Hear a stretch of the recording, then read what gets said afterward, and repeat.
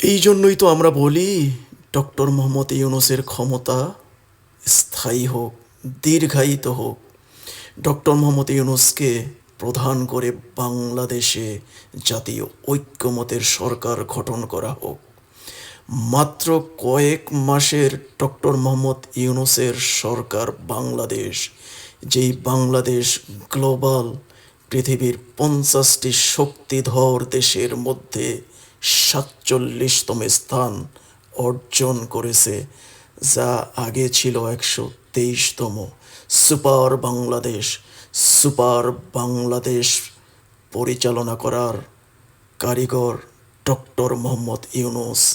Doctor Mohammad ইউনূসের হাত ধরে এই দেশের অর্থনীতি এগিয়ে চলুক দ্রুতগামী ঘোড়ার মতো। সিঙ্গাপুর নয়, বাংলাদেশ হবে ইউরোপের কোনো একটি দেশের মতো।